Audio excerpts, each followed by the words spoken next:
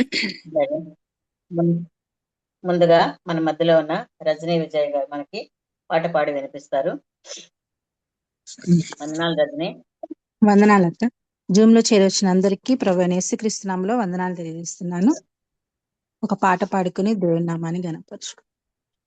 గత కాలము నీ కృపలో నన్ను రక్షించి, దినదినమున నీ దయలో నన్ను బ్రతికించి, గత కాలము నీ కృపలో నన్ను రక్షించి, దినదినమున నీ దయలో నన్ను బ్రతికించి, నీ కనికరమే నాపై చూపించి, నీ రెక్కల చాటున ఆశ్రయమిచ్చావయ్యా. నా స్థితిగతులే ముందే నీ వెరిగి, ఏ కొదువే లేకుండా ఆశీర్వదించావయ్యా. నీ కనికరమే నాపై చూపించి, నీ రెక్కల చాటున ఆశ్రయమిచ్చావయ్యా. నా స్థితిగతులే ముందే నీ విరిగి, ఏ కొదువే లేకుండా ఆశీర్వదించావయ్యా. నా దేవా నీకే వందనం, నా ప్రభువా నీకే స్తోత్రము. నా దేవా నీకే వందనం, నా ప్రభువా నీకే స్తోత్రము. నా ప్రభువా నీకే స్తోత్రము. కష్టాలు తీరక కన్నీళ్లు ఆగక, దినమంత వేదనలో నేనుండగా, నష్టాల బాటలో నా బ్రతుకు సాగక, గతమంత శోధనలో పడి ఉండగా, ఏ భయము నన్ను ఆవరించక, ఏ దిగులు నన్ను కృంగదీయక, ఏ భయము నన్ను ఆవరించక, ఏ దిగులు నన్ను కృంగదీయక, నా తోడు నీడపై నిలిచావు, నీ చేయి పట్టి నడిపించావు. నా దేవా నీకే వందనం, నా ప్రభువా నీకే స్తోత్రము. నా దేవా నీకే వందనం, నా ప్రభువా నీకే స్తోత్రము. నా ప్రభువా నీకే స్తోత్రము. కాలాలు మారగా, బంధాలు వీడగా, లోకాన ఒంటరినై నేనుండగా, నా వ్యాధి బాధలో, నా దుఃఖ దినములో, జీవితమే భారముతో బ్రతికుండగా, కాలాలు మారగా, బంధాలు వీడగా, లోకాన ఒంటరినై నేనుండగా, నా వ్యాధి బాధలో, నా దుఃఖ దినములో, జీవితమే భారముతో బ్రతికుండగా, అరచేతిలో నన్ను దాచిన, కనుపాపలా నన్ను కాచిన, అరచేతిలో నన్ను దాచిన, కనుపాపలా నన్ను కాచిన, నీ చెలిమితోని నన్ను పిలిచావు, నా చింత చేరి ప్రేమించావు. నా దేవా నీకే వందనం, నా ప్రభువా నీకే స్తోత్రము. నా దేవా నీకే వందనం, నా ప్రభువా నీకే స్తోత్రము. నా ప్రభువా నీకే స్తోత్రము. గతకాలము నీ కృపలో నన్ను రక్షించి, దినదినమున నీ దయలో నన్ను బ్రతికించి, గతకాలము నీ కృపలో నన్ను రక్షించి, దినదినమున నీ దయలో నన్ను బ్రతికించి, నీ కనికరమే నాపై చూపించి నీ రెక్కల చాటున ఆశ్రయమిచ్చావయ్యా. నా స్థితిగతులే ముందే నీ వెరిగి ఏ కొదువే లేకుండా ఆశీర్వదించావయ్యా. నీ కనికరమే నాపై చూపించి నీ రెక్కల చాటున ఆశ్రయమిచ్చావయ్యా. నా స్థితిగతులే ముందే నీ వెరిగి ఏ కొదువే లేకుండా ఆశీర్వదించావయ్యా. నా దేవా నీకే వందనం, నా ప్రభువా నీకే స్తోత్రము. నా దేవా నీకే వందనం, నా ప్రభువా నీకే స్తోత్రము. నా ప్రభువా నీకే స్తోత్రము. నా ప్రభువా నీకే స్తోత్రము. అందరికీ నా వందనాలండి. వందనాలు రజని. చక్కటి పాట పాడి వినిపించావు. నిజమే, ఈ సంవత్సర కాలం అంతా కూడా ఆయన కృపలో మనల్ని భద్రపరిచి మనకి ఆరోగ్యాన్ని ఇచ్చి ఆయన రెక్కల నీడన ఆశ్రయం ఇచ్చి మనల్ని కాపాడిన దేవుడికి ఎంతగానో చక్కటి మనం పాట పాడి విన్నాం మనము. నిజమే కదా, ఎన్నో సమయాలలో మనకి ఆయన దేవుడు మనకు తోడుగా ఉన్నాడు. ఏ భయము మనల్ని ఆవరించినా, ఎలాంటి కృంగు దశలో ఉన్నా మనము మారిపోయే కాలంలో బంధాలు మనకి కాలంలో కూడా మన ఒంటరి స్థితిలో ఉన్న కాలంలో కూడా మనకు తోడుగా ఉంటూ మన చేయి పట్టి నడిపించే ఆ దేవునికి ఎంతగానో మనము కృతజ్ఞతలుగా ఉండాలి. ఈ సంవత్సర కాలం అంతా కాపాడి మనల్ని ఇంతవరకు నడిపించిన దేవునికి మనము కృతజ్ఞత కలిగి జీవించాలని మంచి పాట పాడి వినిపించినటువంటి రజనీ విజయ్ గారికి మరొకసారి వందనాలు తెలియజేస్తున్నాను. వందనాలు రజనీ. మనకు ఇప్పుడు మన మధ్యలో ఉన్న అమృతవలేఖ గారు మనకి వాక్య సందేశాన్ని అందిస్తారు. అమృతవలేఖ మనకు అందరికీ సుపరిచితురాలే. ప్రతిరోజు మనకి జూమ్ లో కనెక్ట్ అయ్యారు. ఎన్నోసార్లు మనం వాక్యం కూడా విన్నాము. ఇప్పుడు జాగ్రత్తగా అందరూ సెల్ ఫోన్ మ్యూట్ చేసుకుని అక్క యొక్క వాక్యాన్ని వినాలని అందరినీ అడుగుతున్నాను. వందనాలక్క. వందనాలు నేను వందనాలు మంజు. వందనాలక్క. జూమ్ లో చేరొచ్చిన సోదరిల వందనాలండి.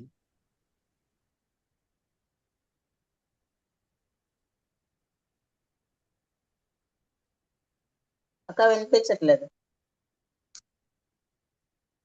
అంటే ముందుగా చెప్పలేదు కదా, కాబట్టి మీకు గ్రంథం తీసి పెట్టుకోనైనా సమాధానం చెప్పండి. మీకా అనే పేరుకి అర్థం ఏంటి?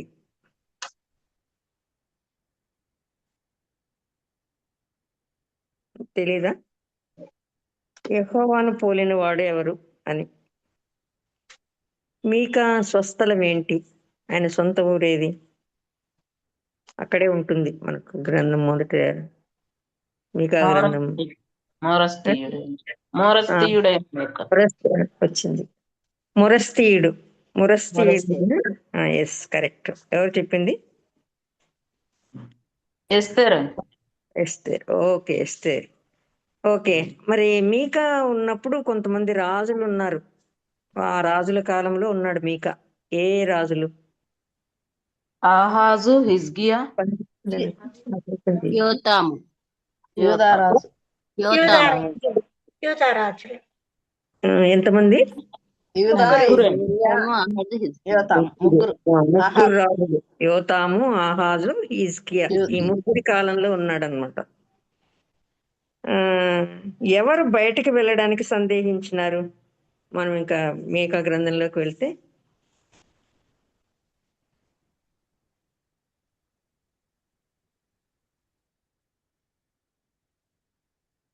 చెప్పండి. లేదా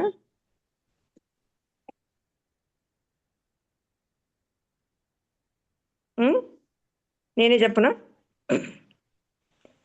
జేనాను నివాసులు. అందుకే బుక్ తీసి పెట్టుకోండి అని చెప్పిన.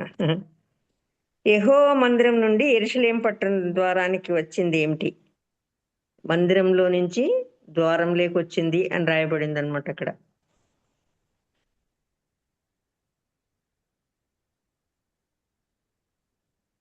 హలో, వినిపిస్తోందా?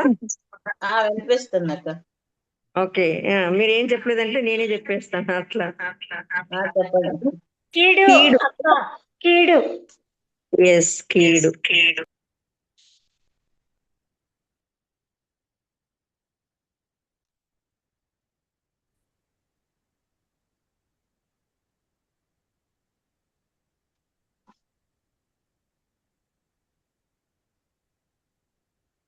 అక్క వినపడడం లేదు.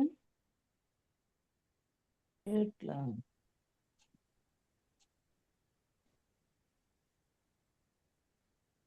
అమృత అక్క ఏం వినపడడం లేదు. ఇంకా మాట్లాడలేదు. మ్యూట్ లో ఉన్నారు. మ్యూట్ లో పడింది, సారీ. నేను ట్యాబ్ లోకి షిఫ్ట్ అయినాను నా సెల్లో నుంచి, అందుకని. ఓకే, క్షమించండి. కీడు యెహోవా మందిరంలో నుంచి ద్వారం దాకా వచ్చిండేది ఏమంటే కీడు. పోగొట్టున్న మేలుకు బాధపడింది ఎవరు? పోగొట్టుకున్న మేలుకు బాధపడిన వాళ్ళు ఎవరు? ఒకరికి మేలు జరిగేది పోగొట్టుకున్నారనమాట వాళ్ళు. మారోతు ప్రజలు 12వ వచనం చూడండి, 1:12. రథాలకు యుద్ధపు గుర్రాలను కట్టమని దేవుడు ఏ దేశంతో చెప్పాడు? రథాలకు మామూలు గుర్రాలు కడతారు కదా, యుద్ధ అశ్వాలను లాకేష్ నివాసులకు. మనక్క కరెక్ట్. లాకీష్ వారు. ఏ పట్టణానికి బహుమానాలు ఇవ్వబడినాయి? ఓ పట్టణానికి బహుమానాలు అని చెప్పాడు. ఏ పట్టణం అది? 1వ అధ్యాయంలోనే.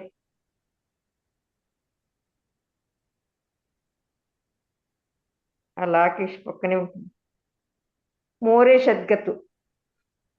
మోరేషద్గత్ అనే పట్టణానికి బహుమానాలను. అగ్జీబు అనగా అర్థం ఏంటి? అగ్జీబు మోసపుచ్చి ఇండ్లు. మీరు దీన్ని ప్రవచింపవద్దని వారు ప్రకటన చేయుదురు అని ఎవరు చెప్పారు?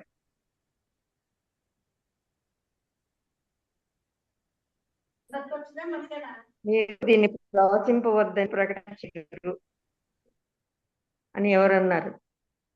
మీకానే చెప్పడం. అంత దినాల్లో పర్వతం మీద ఏమి స్థిరపడుతుందని చెప్పారు. అంత్య దినాల్లో పర్వతం మీద ఏం స్థిరపడుతుంది? పర్వతం. ఏంటో ఊహించలేదు నాకు సరిగా. చెప్పండి. యెహోవా మందిర పర్వతం శిఖరం స్థిరపడుతుంది. యెహోవా మందిరం స్థిరపడుతుంది అని చెప్పాడు.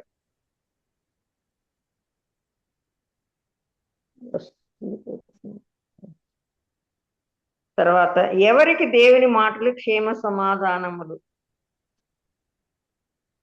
ఎవరికి? యథార్థంగా ప్రవర్తించు వారికి. కరెక్ట్. సియోను కుమార్తెకు బలమైన దుర్గం ఏది?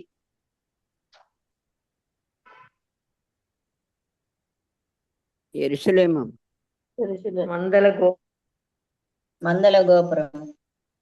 యేసు జన్మస్థల గురించి ప్రవచన ప్రవక్త ఎవరు? యెషయా ప్రవక్త.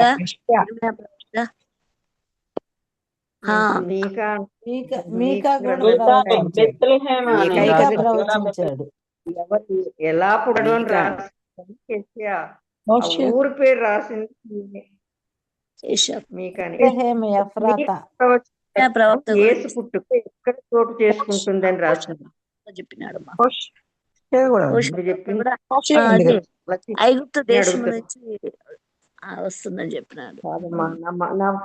వినండి క్లియర్ గా. మీకా ప్రవచనం ప్రకారం, ఇంతకు ముందే చెప్పాను, ఆ ప్రవచించింది మీకా యేసు జన్మస్థలాన్ని నేను.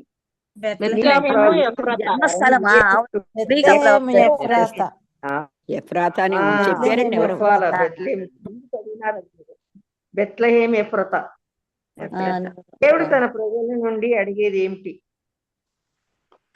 దేవుడు తన ప్రజల నుండి ఏం అడుగుతున్నాడు? న్యాయముగా నడుచుకొనుటయు కనికరమును ప్రేమించుటయు అంతే కదా. నీ దేవుడైన యెహోవా ఎదుట దీన మనస్సు కలిగి ప్రవర్తించు. దీన మనస్సు కలిగి దేవుని ఎదుట ఇంతే కదా ప్రార్థించు. యెహోవా నిన్ను అడుగుతున్నాడు. దీన మనస్సు అడుగుతున్నాడు. ఎవరి ముందు తన నోటి ద్వారాలకు కాపుదల పెట్టుకోవాలి? భక్తిహీనుడు. ఎవరి ముందు? నీ కౌగిట పండుకొను రాయబడి మనల్ని గురించి నీ భార్య ఎదుట, నీ భార్య ఎదుట. భార్య ఎదుట, భార్య ఎదుట నోటికి కాపు పెట్టుకోమంటాడు. అన్య తెలుసు కూడా.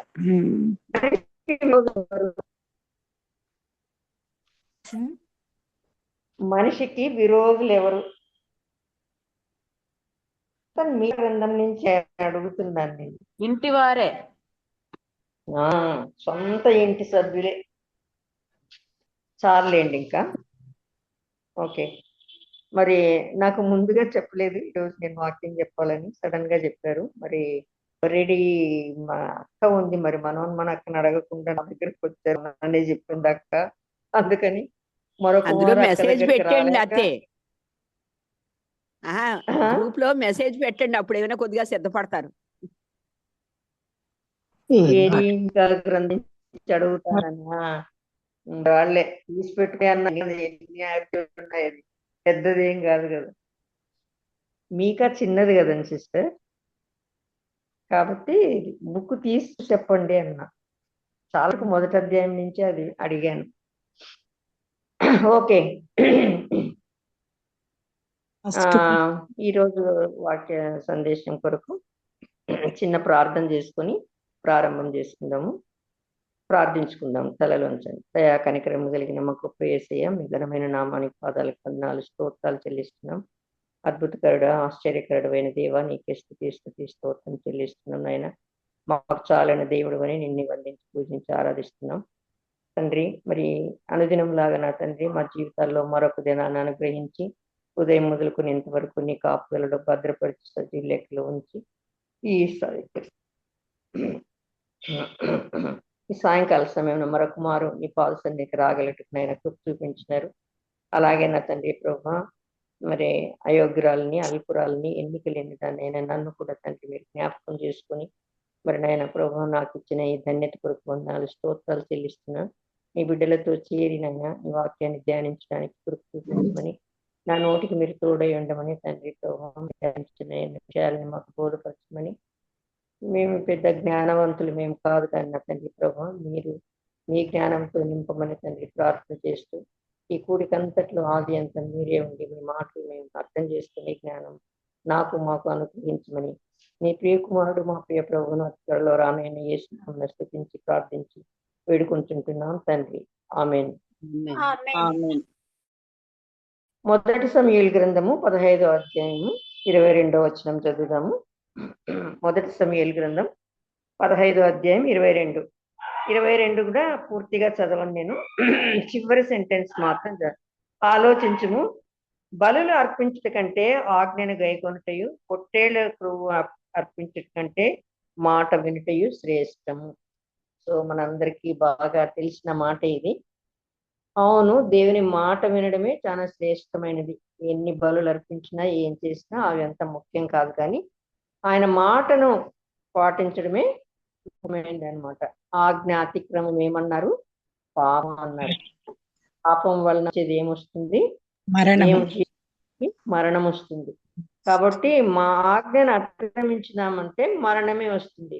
ఆది కాండంలో మనం చూస్తాం, ఆదాము వాళ్ళిద్దరూ మరి దేవుని యొక్క మాటను మరి వాళ్ళు మీరినారనమాట. మాటను అంటే అందరూ పండు తినింటి వచ్చింది, పండు తింటే ఏం రాదు. దేవుని సృష్టిలో పండు ప్రతిదీ శ్రేష్టమైనదే అని సృష్టి చేసినాడు దేవుడు.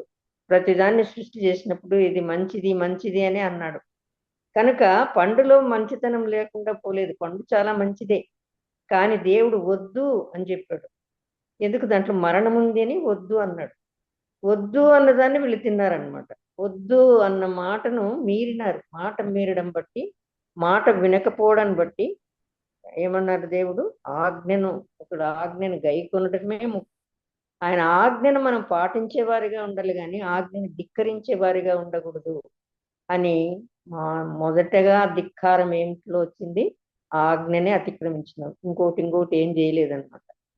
ఏం పాపం చేసినారు అంటే ఆయన మాటను వినకపోవడమే ఘోరాతి ఘోరమైన నేరం చేసి మరణాన్ని ప్రపంచానికి తీసుకొచ్చాడు. ప్రకృతికి కూడా మరణాన్ని తీసుకొచ్చాడు. అంతకుముందు మరి అన్ని సజీవంగానే అట్లాగే ఉండేటివేమో, మరి సృష్టి అంతా కూడా, నేల కూడా అట్లే ఉండేదేమో. కానీ మరి మనిషి చేసిన పొరపాటు కంటే ఘోరమైన తప్పిదాన్ని బట్టి మరి మొత్తం శపించబడింది అనమాట.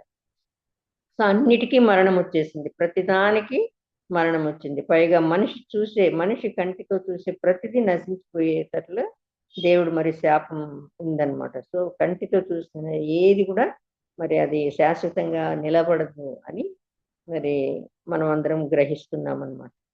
సో అట్లాగా బైబిల్లో చాలా సార్లు మళ్ళీ అట్లాంటి ధిక్కారం జరిగింది. నేను ఆదికాండంలో నుంచి తీసాము అనుకున్నాను. ఆదికాండంలో నుంచి చూద్దాము. ఆదికాండము 12వ అధ్యాయము 1వ వచనం. ఆదికాండము 12వ అధ్యాయము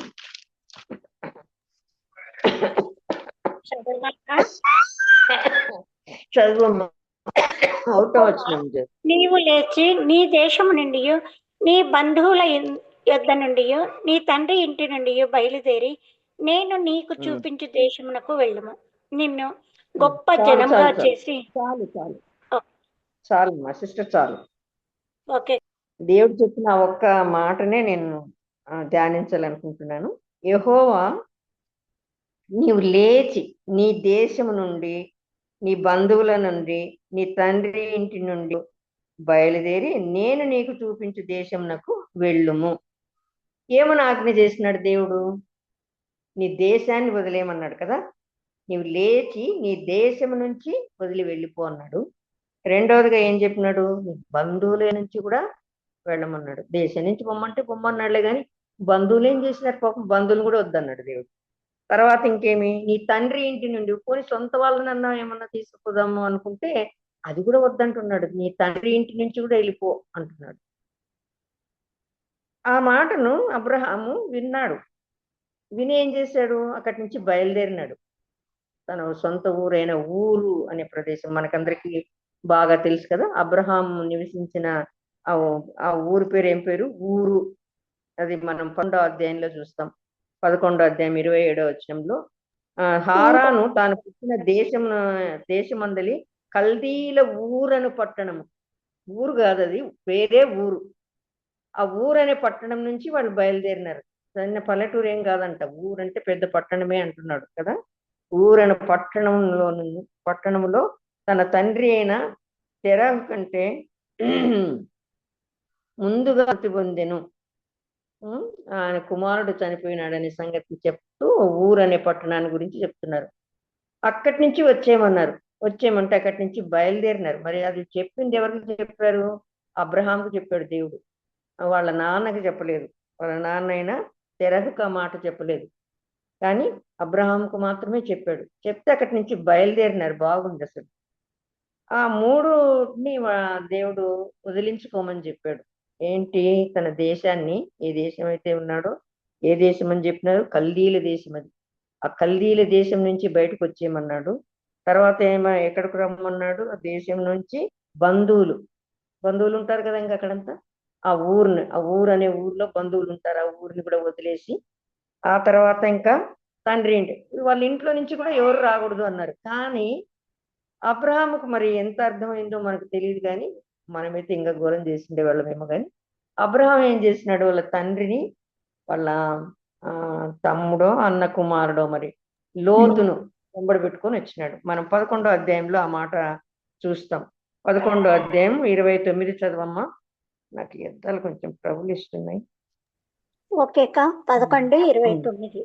29. అబ్రామును నాహోరును వివాహం చేసుకున్నది. అబ్రాము భార్య పేరు షారయి, నాహోరు భార్య పేరు మిల్కా. ఆమె మిల్కాకును ఇస్కాకును తండ్రి అయిన హారాను కుమార్తె. షారయి తర్వాత 31 చదువు. 31.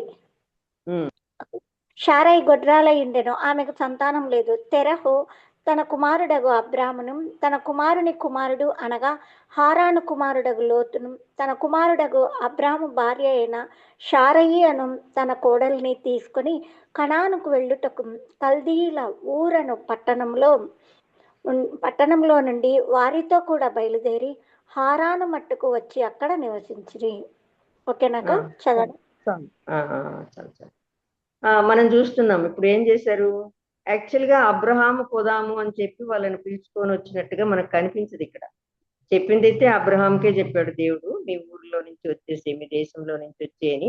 ఆ కల్దీల దేశంలో మరి అందరికీ చెప్పాడేమో, మరి తండ్రికి అందరికి చెప్పాడేమో.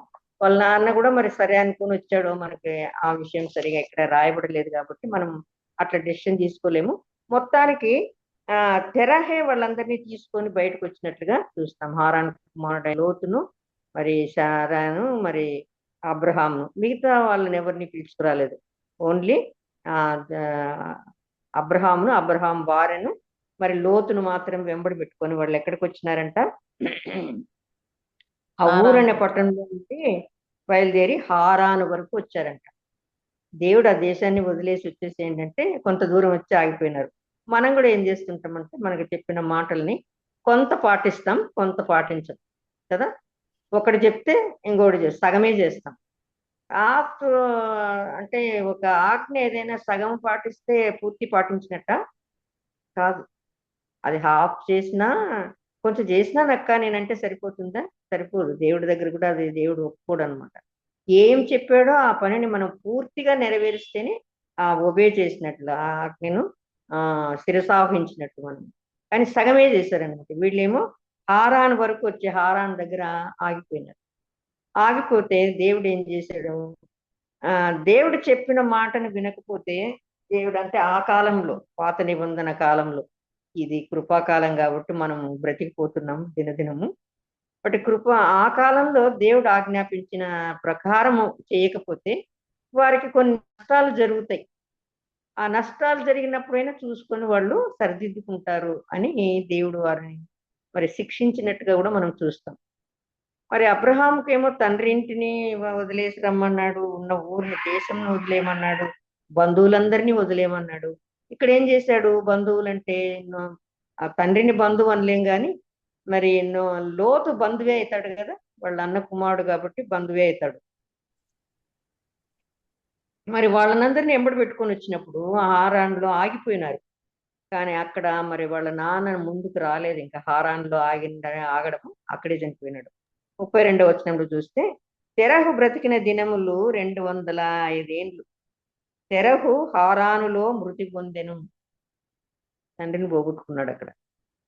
హారానులో దేవుని మాటను ధిక్కరించినాడు కాబట్టి, దేవుడు చెప్పిన మాటను తూచా తప్పకుండా పాటించడం లేదు. అంటే ఆయనకి ఏమీ తెలియదు. అంతకుముందు విగ్రహారాధికుడు, ఏదో బొమ్మలు చేసి, మొన్న ఎవరో చెప్తున్నారనమాట, అసలు ఎలాంటి బొమ్మలు చేసేవాళ్ళు వాళ్ళు అంటే రాతి విగ్రహాలు చెక్కేవాళ్ళు అంటే కాదంట. అక్కడ ఒక టైప్ ఆఫ్ క్లే దొరుకుతుంది. క్లే అంటే బంకమట్టి లాగా ఒక మట్టి దొరుకుతుందంట. ఆ మట్టి మీద బొమ్మలు ఇట్లా మనం బొమ్మలు గీస్తాం చూడు. మొన్న అక్కనే చెప్పింది, ఎవరు మన అక్క ఆంటీ మాలిని అక్క చెప్పింది. ఆ బురద మీద అంటే ఆ బంక మట్టి మీద ఊరికే అట్లా గీతలతో బొమ్మలు అనమాట. మనం ఇప్పుడు కొన్ని డ్రెస్సుల మీద అంతా చూస్తుంటాం అట్లాంటి ఈజిప్షియన్ స్టైల్ అని. అట్లా ఈజిప్ట్ వాళ్ళు అసలు వాళ్ళ బొమ్మలతోనే వాళ్ళు లిపి కూడా రాసుకుంటారనమాట. అక్షరాలు కూడా దాంతోనే ఉంటాయి వాళ్ళకి. ఆ బొమ్మలను బట్టే అక్షరాలు పదాలు వస్తూ ఉంటాయి. అట్లా వాళ్ళు అట్లాంటివి చేసి అమ్మేవాళ్ళు అని. విగ్రహాలు మనలాగా ఇక్కడలాగా అంత రాతిలో చెక్కి అమ్మినట్లు అట్లాంటివి కాదు, ఇట్లాంటివి చేసి అమ్మేవాళ్ళు అని. వాటిని కాల్చి ఇప్పుడు కుండలు ఎట్లా చేస్తామో అట్లా బంకమట్టితో అట్లా చేసి అమ్మేవాళ్ళు అని ఆ అక్క అన్నది మొన్న. అట్లాంటి వ్యాపారం చేసేవాళ్ళు అబ్రహాం వాళ్ళు. అబ్రహాం అదంతా వదిలేసి పో అంటే మొత్తానికి బయలుదేరి వచ్చినాడు, కానీ పూర్తిగా ఆయన పాటించడం లేదనమాట దేవుని మాటను. ఆ ఊరనే పట్టణం నుంచి హారాన్ దగ్గర వరకు వచ్చినాడు. అక్కడ వచ్చి అక్కడ నివసించినాడు. అందుకే దేవుడు ఏం చేసినాడు, వాళ్ళ తండ్రిని అక్కడి నుంచి తీసేసినట్టుగా చూస్తున్నాం. సో ఆజ్ఞను అతిక్రమించడం అనేది ఎంత తప్పు మనకు తెలుస్తోంది అనమాట. మనం కూడా ఎట్లా అడుగుతామంటే దేవుణ్ణి ఏమనుకోవద్దండి. సంతానం లేదంటే దేవుని చాలా గోజాడు అడుగుతాం కదా, అందరినీ ప్రార్థన చేయమని అడుగుతాం, బిడ్డల్ని అంటాం. ఉద్యోగం లేదనుకోండి, ఉద్యోగం కోసం ప్రార్థన చేయండి అని అడుగుతాం. అవి వస్తాయి, దేవుడు ఇస్తాడు. సంతానము ఇస్తాడు, ఉద్యోగము ఇస్తాడు. రెండిటి విషయంలో మనం ఏం చేస్తాం? ఆ పిల్లలు పుట్టిన తర్వాత చర్చికి రావడము మెల్లగా తగ్గిస్తే ఇంక పూర్తి రాకుండా కూడా అవుతారనమాట. కొన్ని సంవత్సరాలైనా రారు. ఇప్పుడు అంతే కదక్క, మరి సమూయేలు గ్రంథంలో కూడా ఉంది కదా, మరి ఆమె అన్న పోలేదు కదా పిల్లోడు పుట్టినాకంటే, ఆమె ఒక కాజుతోటి, ఒక ఒడంబడికతోటి పోలేదు ఆమె. కానీ మనం ఏం చెప్తాము? పిల్లలు ఏడుస్తారు, పిల్లలు తొందర చేస్తారు, నీ చంటి బిడ్డలు తీసుకొని రండి అని ఇర్మియా గ్రంథంలో ఉంది. మందిరానికి ఎట్లా రావాలంట? చంటి పాలు తాగే పిల్లల్ని తీసుకొని రండి అని చెప్పాడు. మనం ఏమంటాము? పిల్లలు గలాడు చేస్తారు, పిల్లలుంటే ఇబ్బందిగా ఉంటుంది అని సంఘానికి రావడం మానేస్తారనమాట. మరి దేవుడు దీన్ని పాటించినాడంటే ఎంత భయంకరంగా ఉంటుంది చూడండి. తండ్రి ఇంటిని వద్దు అని అంటే తండ్రిని తీసుకొచ్చినాడని, తండ్రి అక్కడికి వస్తానే చనిపోయినాడు. అఫ్కోర్స్ ముసలోడు కూడా లేండి ఆయన, బట్ అయితే కూడా చనిపోయినాడు. ఆ కాలంలో చాలా ఏళ్ళు బ్రతికేవాళ్ళు కదా వాళ్ళు, తండ్రిని పోగొట్టుకున్నట్లే కదా ఆయన. అట్లా మనకు అట్లా చేసినాడంటే ఎంత ఘోరంగా ఉంటుంది చూడండి, ఆలోచించండి. ఇది కృపకాలం కాబట్టి దేవుడు ఆ పని చేయకుండా మనల్ని ఇంకా ఇంకా వేచి చూస్తున్నాడు. ఇంకా పెద్ద పిల్లలైనాక వస్తారా, ఈ పిల్లల్ని తీసుకొని వస్తారా అని చూస్తున్నారు. కొంతమంది పిల్లల్ని ఇంట్లో వదిలేసి వచ్చేస్తారు. ఏమంటే టీవీ ఇంతకుముందు కూడా ఒకసారి చెప్పిన ఒకసారి సిస్టర్ ఉండేది, ఇప్పుడు లేరులేండి, ఆవిడ చనిపోయారు. ఆమె అనేది, ఏమక్క పిల్లలు రాలేదు అని అడిగితే, అమృత, మనమైతే పెద్దోళ్ళు ఏదో వచ్చేస్తున్నాం కానీ పిల్లలు ఏడొస్తారు చెప్పు? వాళ్ళు ఏదో టీవీలో చూసుకుంటుంటారు రాత్రిలో. ఎందుకు అంటే లేటుగా లేస్తారంట, రాత్రిలో అంతా టీవీ చూస్తారంట, ప్రొద్దున లేట్. అసలు తల్లి చెప్తుంది అన్నమాట. ఏమక్క అట్లా చెప్తున్నారు? చర్చికి రాలి, సండే కదా, సండే రాకపోతే ఎట్లా? మిగతా రోజుల్లో మళ్ళీ వాళ్ళ స్కూల్కి కాలేజీకి వాటికంతా అట్లా లేట్గా పోతారా? రాకుండా మానేస్తారా? మానేరు కదా అంటే, ఆదివారం కూడానా అంటుంది. ఆదివారమే కదక్క మనకు ముఖ్యం అంటే. వాళ్ళేమి పుట్టినప్పటి నుంచి క్రైస్తవులే, వాళ్ళ తాతల కాలం నుంచి క్రైస్తవులే. అంటే మనకు ఎంత నిర్లక్ష్యం ఉందంటే, టేక్ ఇట్ ఫర్ గ్రాంటెడ్ లాగా మేము క్రైస్తవులు కాబట్టి మనకంతా వచ్చేస్తుంది, దేవుడు మనకంతా ఇచ్చేస్తాడు, ఏమి దీనికంతా ఏమి తీర్పులు ఏమి ఉండవు అని అనుకుంటామో ఏమో, మరి తెలియదు. మరి కొంతమంది అట్లా బిహేవ్ చేస్తారు. ఎందుకు చేస్తారో తెలియదు. ఎంత ఘోరం అసలు. తల్లి చెప్పడం, రాలేరు పిల్లలు, వాళ్ళకు కొంచెం పెద్దగా అయినాక వాళ్ళే తెలుసుకుని వస్తారంట. చిన్నప్పటి నుంచి నేర్పించకపోతే పెద్ద అయినట్లు ఎట్లా వస్తారు చెప్పు? అసలే రారు ఇంకా. సో అట్లాంటి కారణాలు మనం చెప్పడానికి వీలు లేదనమాట. సో ఇక్కడ మనం చూసామంటే తండ్రిని తీసేసుకున్నాడు దేవుడు. తర్వాత నీ బంధువుల యొద్ద నుండి కూడా వచ్చేసే అంటున్నాడు. బంధు అంటే లోతుని ఎంబడబెట్టుకొచ్చినాడు. మన 13వ అధ్యాయంలో చూస్తాం.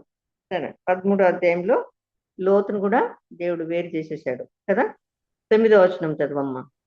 9:10 ఈ దేశమంతయు నీ ఎదుట ఉన్నది కదా, దయచేసి నన్ను విడిచి వేరుగా ఉండుము. నీవు ఎడమ తట్టునకు వెళ్ళిన ఎడల నేను కుడి తట్టుకును, నీవు కుడి తట్టునకు వెళ్ళిన ఎడల నేను ఎడమ తట్టునకు వెళ్ళుదనని లోతుతో చెప్పగా, లోతు తన కన్నులెత్తి చదవనాక చదువు 10 కూడా చదువు.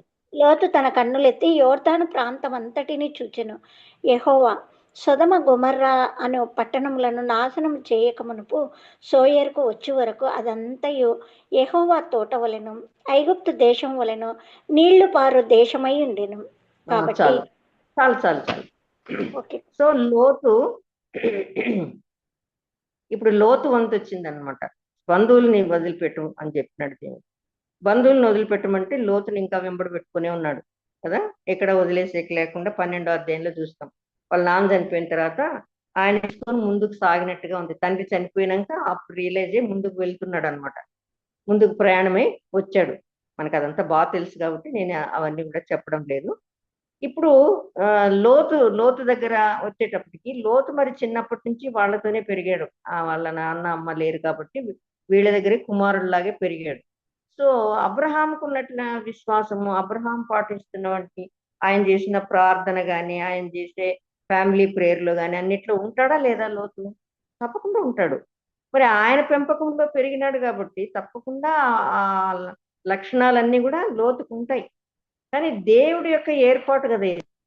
నువ్వు పోనైనా నీ పని వాళ్ళు నా పని వాళ్ళు మరి దెబ్బలాడుకోవడం బాగుండదు. మనం దగ్గరగా ఉండి నీ ఆస్తి కూడా దండిగా అయింది కాబట్టి నువ్వు దూరం వెళ్ళు, నువ్వు ఎక్కడికి మొదట దాని తర్వాతనే నేను వెళ్తాను, నువ్వు చూసుకో అని అంటే, మరి అన్ని రోజులు వాళ్ళ చిన్నాన్న దీంట్లో పోషణలో ఉన్నవాడు సడన్ గా నేను ఒక్కడనే వెళ్ళిపోతే ఎట్లా మా పెద్ద లేకుండా అని అనుకోలేదు కదా.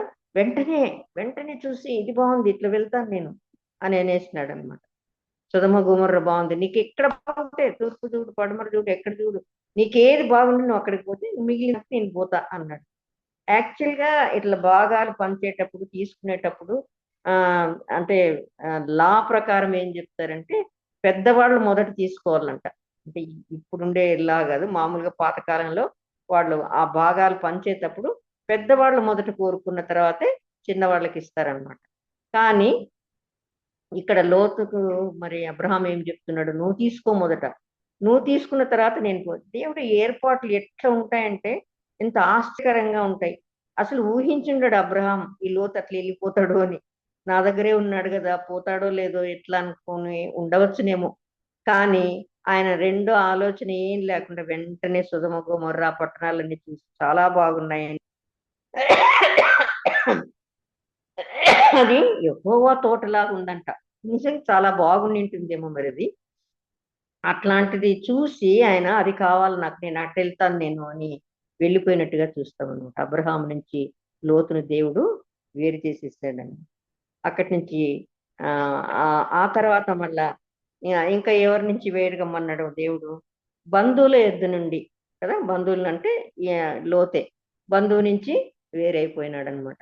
తర్వాత నీ తండ్రి ఇంటి నుంచి అంటే తండ్రిని ముందే మనం చూసుకున్నాం, తండ్రిని కూడా వదిలేసినాడు అనమాట. బంధువుల వద్ద నుంచి ఇట్లంతా వెళ్ళిపోమని చెప్పంగానే ఆయన సగం సగం పాటిస్తే దేవుడు వాటన్నిటిని సెటరేట్ చేశాడు అనమాట. మరి అబ్రహాము రియలైజ్ అయినాడో లేదో మనకు తెలియదు, కానీ వారు లేకుండానే ముందుకు వెళ్ళడానికి పూనుకొని ముందుకు వచ్చేసినట్టుగా చూస్తామన్నమాట. తర్వాత మరి దేవుడి మాటను మరి పాటించడము అంటే ఎంత చక్కగా సమూయేలు గ్రంథంలో మనం ఒక మాట చూస్తాము. అంటే ప్రతిదీ దేవుణ్ణి అడిగి చేయడం అనమాట. దేవుణ్ణి అడగకుండా మన సొంత అభిప్రాయాలతో చేస్తే ఎంత నష్టపోయినాడు అబ్రహాము కదా. తండ్రిని పోగొట్టుకున్నాడు, మరి సొంత అన్న కుమారుని కూడా దూరం చేసేసుకున్నాడు, దూరంగా ఉండాల్సి వచ్చింది ఆ అబ్బాయి. మరి దేవుని మాటను వినేవాళ్ళు చూడు, దేవుని మాటను వింటే ఏమంటున్నాడు, ఆయన మాట వినకపోతే ఆజ్ఞను గైకొంటే మాట వినుట శ్రేష్టం అన్నాడు కదా. దేవుని మాట వినేదే శ్రేష్టం, బలులు గిలులు అర్పించేది కాదు అన్నాడు. మనం ఇదే సమూయేలు గ్రంథంలో చూస్తాం కదా. సమూయేలు 1వ అధ్యాయం మనకందరికీ బాగా తెలుసు, నేను మరొకసారి జ్ఞాపకం చేస్తున్నాను అంతే, మీకు తెలియదని కాదు. సమూయేలు 1వ గ్రంథము 1వ అధ్యాయము 1వ అధ్యాయంలో 1 నుంచి 1వ అధ్యాయం 10వ వచనం చదవమ్మా ఒకసారి. 1వ అధ్యాయం 10వ వచనం బహు దుఃఖాక్రాంతురాలై వచ్చి యెహోవా సన్నిధిని ప్రార్థన చేయుచు బహుగా ఏడ్చు, సైన్యములకు అధిపతియగు యెహోవా, నీ సేవకురాలనైన నాకు కలిగి ఉన్న శ్రమను చూచి నీ సేవకురాలనైన నన్ను మరొక జ్ఞాపకం చేసుకొని నీ సేవకురాలనైన నాకు మగపిల్లను దయచేసిన ఎడల వాని తల మీదికి క్షౌరపు కత్తి ఎన్నటికీ రానియక వాడు బ్రతుకు దినములన్నిటను నేను వానిని యెహోవావగు నీకు అప్పగించునని మొక్కుబడి చేసుకునెను. ఆమె యెహోవా సన్నిధిని ప్రార్థన చేయుచుండగా ఏలి ఆమె నోరు కనిపెట్టుచుండెను. చాలు చాలు.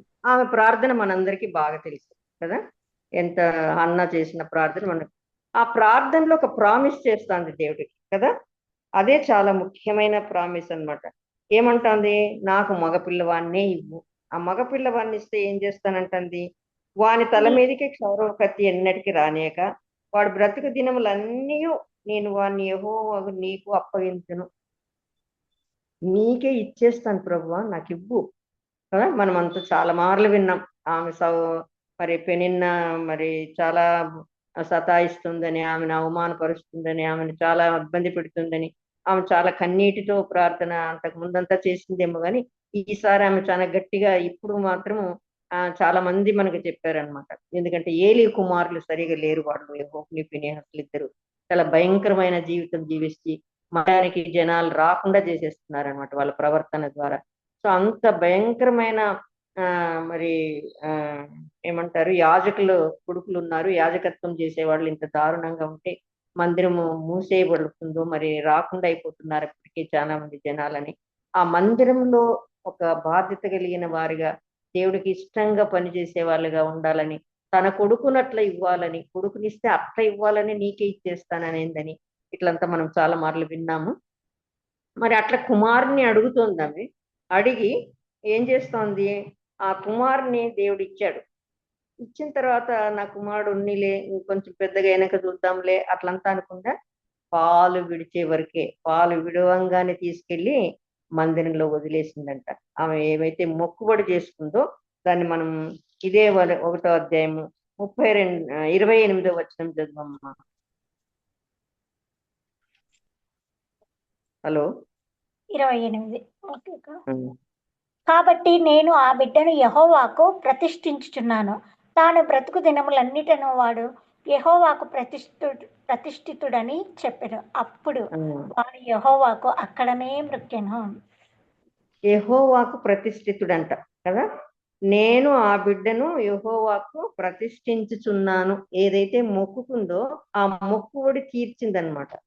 సో ఆయన మాటన ఇప్పుడు ఆయన ఆ ఒడంబడికతోనే బిడ్డనిచ్చినట్టు, నేను నా కుమారుని ఇస్తే, మగపిల్లోనే ఇస్తే నీకు నేను ఇస్తాను అని ఏదైతే ఆమె ఒడంబడిక చేసిందో, ఏదైతే ప్రామిస్ చేసిందో ఆ ప్రామిస్ నెరవేరుస్తుంది. ఆ మాట ఇచ్చేది ఏమీ ముఖ్యం కదా, నేను ఇస్తానని మనం కూడా చాలా మార్లు అనుకుంటున్నాం, నేను దానికి ఇస్తాను ప్రభువా, దీనికి ఇస్తాను.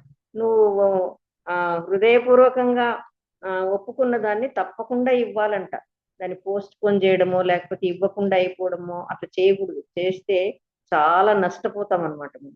సో అది నేను ఎక్స్పీరియన్స్ అయ్యాను అనమాట. నేను ఏదో ఆషామాషిగా అట్లా చేద్దాంలే అని ఏదో ఒక దీంట్లో అనేసుకున్నాను కానీ, బట్ నాకు తర్వాత తెలిసింది నేను అట్లా చెప్పిండేది తప్పకుండా చెయ్యాలి నేను అని.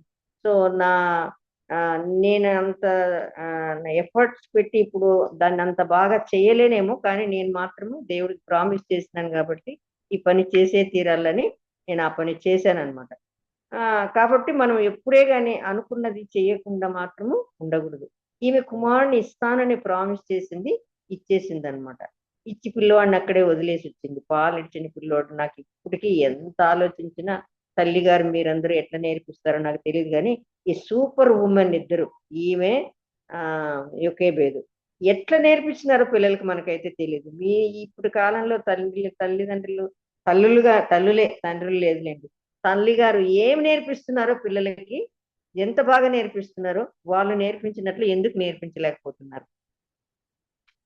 దేవుడి యొక్క ఏర్పాటు ఎంత గొప్ప ఉంటుందంటే, ఆయన ఏర్పరచుకున్న మనుషుల్ని అంత చిన్న వయసులో పిల్లవాడికి అంత కమిట్మెంట్ కదా. అక్కడే మ్రొక్కెను ఎంత ఉంటాడండి అసలు పాలు పెట్టిన వాడు అంటే. ఒకవేళ ఆ కాలంలో 5 ఏళ్ళు దాకున్నారనుకుంటే కూడా 5 ఏళ్ళ పిల్లవాడు ఎంత ఉంటాడండి, మాటలు కూడా సరిగా రావు వాళ్ళకి. అట్లాంటి వాడు తల్లిని వదిలేసి ఉండడమా. నేను ఇంతకుముందు ఒకసారి చెప్పినాను, నేను పెద్దగా అయితే కూడా మా అమ్మ నాకు తెలియకుండా బజార్లో పోతే నాకు చాలా దుఃఖం వచ్చేది. నువ్వు చెప్పకుండా పోయినావి అని ఏడ్చేదాన్ని. మా అమ్మ, నేను ఇంటికి వస్తే మా అమ్మ కనపడాలి నాకు అంతే, మా అమ్మ కనపడకుండా ఉండకూడదు. సో అంత పెద్ద అయితే కూడా అమ్మతో అంత అటాచ్మెంట్ ఉంటుంది. అంత చిన్నోడు పాలు తాగి ఇంకా వదిలేసినాడు అంటే వాడికి ఇంకా ఎంతో గోముగా ఉంటాడు. వాళ్ళ అమ్మ దగ్గర పాలు తాగలేదు కాబట్టి వాడు ఏమేమో చేస్తుంటారు. పిల్లల్ని చూస్తుంటాం ఎంత గోము పడుతుంటారో, ఆ పాలు వదిలేసిన తర్వాత తాగుతామంటారు, దగ్గరికి పోతారు, అట్లా పాలు తాగినట్లే పడుకుంటారు, ఇట్లాంటివన్నీ చేస్తుంటారు. మరి ఈ పిల్లవాడు ఎట్లా వదిలేసి ఆ మందిరంలో ఉన్నాడు, పైగా దేవునికి ఆరాధన చేస్తున్నాడు. అక్కడ పడుకో, అంత పెద్ద ఆయన చూసి భయపడలేదు. ఆయన స్థూలకాయుడంట, చాలా లావుండేవాళ్ళని చూస్తే భయపడతారు పిల్లలు. అంత స్థూలకాయుడు ఆయనకు పరిచర్య చేస్తున్నాడంట. ఏం పరిచర్య చేస్తున్నాడు, ఆయన చెయ్యి వేలు కూడా ఎత్తలేడేమో పిల్లోడు. కానీ ఎంత బాగా అక్కడ ఉండాలి, అంత పెద్ద మందిరం, పెద్ద మందిరం, శిలోహ మందిరం అంటే.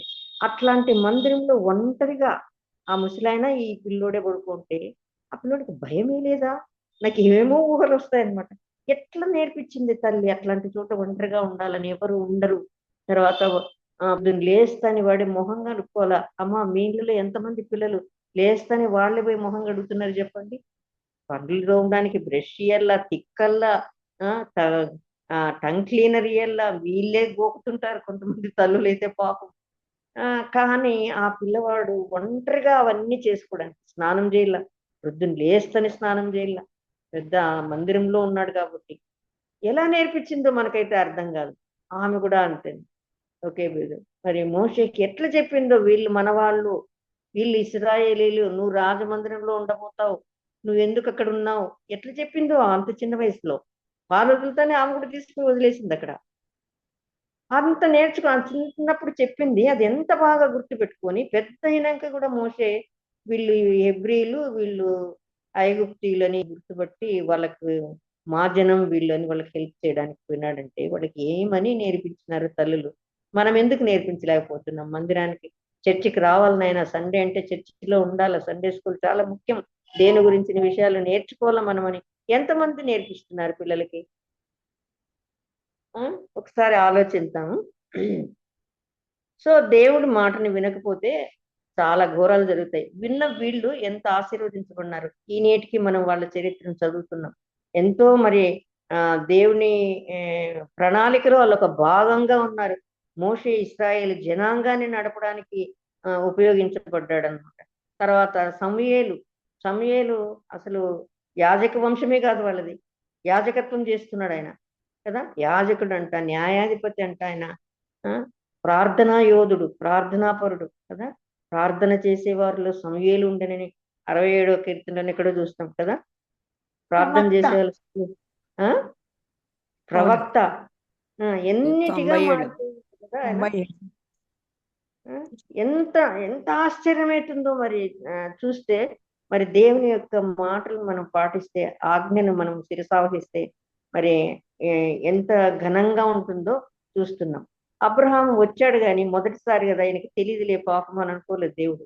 కానీ ఆయనకి పాఠాలు నేర్పిస్తూనే వచ్చి పర్ఫెక్షన్ లేకి తీసుకొచ్చి, ఈయన విశ్వాసులకు తండ్రి అని అన్నాడు, నా స్నేహితుడు అని చెప్పుకోవడానికి సిగ్గుపడని నేను అంటున్నాడు దేవుడు. ఎంత గొప్ప విషయం కదా. మనం ఎలాగున్నాము ఆలోచిద్దాం. ఎట్లా వాళ్ళని ఒక్కొక్కరిని ఎట్లా వేరు చేశాడంటే, ఆదాము కుమారుడైన కయీను ఉన్నాడు కదా, హేబేల్ని చంపేశాడు. హేబేల్ని చంపిన తర్వాత హేబేలు బదులుగా మరి ఎవరిని ఇచ్చినారు? షేతునిచ్చారు కదా దేవుడు. కయీను హేబేల్ని చంపిన తర్వాత షేతుని ఇచ్చినాడు. షేతు కయీను ఎక్కడ కలవలేదు. మీరు చదవండి, ఎక్కడ నాకు కనిపిస్తుంది. వాళ్ళిద్దరూ ఎన్కౌంటరే అవ్వలేదు. అసలు వెళ్ళిపోయినాడు, కయీను ఎక్కడో వెళ్ళిపోయినాడు, హేబేలు సపరేట్ గా ఉన్నాడు అనమాట. వాళ్ళిద్దరిని కలవకుండా చేసేసాడు అనమాట. ఆ తర్వాత లోతును కూడా వేరు చేసినాడని చూసినాం. ఆ తర్వాత అబ్రహాం ఇంకా పరీక్షలు ఇంకా ఉన్నాయన్నమాట. అదే 21వ అధ్యాయం తీసుకున్నామంటే, ఈ ఇస్మాయిల్ మొదట పుట్టాడు కదా, ఆగరికి ఇస్మాయిల్ పుట్టినట్టుగా చూస్తాం. 21వ అధ్యాయం తీయండి అమ్మా, ఆదికాండం 21:14 చదువుతారా? ఆదికాండం 21:14. కాబట్టి తెల్లవారినప్పుడు అబ్రహాము లేచి ఆహారమును నీళ్ల తిత్తిని తీసుకొని ఆ పిల్లవానితో కూడా హాగరునకు అప్పగించి ఆమె భుజం మీద వాటిని పెట్టి ఆమెను పంపివేసెను. ఆమె వెళ్ళి బేర్షెబా పంపివేసాను అంటే చాలు. వాళ్ళను ఎంత ఇది చూడండి. హాగరు అసలు మొదటగా తనకి సంతానాన్ని తండ్రి అని పిలవడానికి, నాన్న అని పిలవడానికి కారకురాలైన హాగర్ను దూరం చేసేసినాడు. తర్వాత ఇస్మాయిల్ మొదటి సంతానం కదా, మొదటి సంతానం అంటే తండ్రికి చాలా ఇష్టం ఉంటుంది. అట్లాంటి పెద్ద కుమారుడైనటువంటి ఇస్మాయిల్ని దూరం చేసేసినాడు ప్రభు. ఎందుకు? ఈయన దేవుడు చెప్పిన మాటను పాటించలేదు. నీ బంధువుల నుంచి నువ్వు వచ్చేయంటే బంధుత్వాన్ని కలుపుకుంటుంటే ఆ బంధుత్వాన్ని తీసివేసినాడు అనమాట దేవుడు. అక్కడి నుంచి దూరం చేసినాడు. తర్వాత ఇంకొకటి ఏం చేశాడంటే, ఏశావు నుంచి యాకోబును దూరం చేసేసినాడు.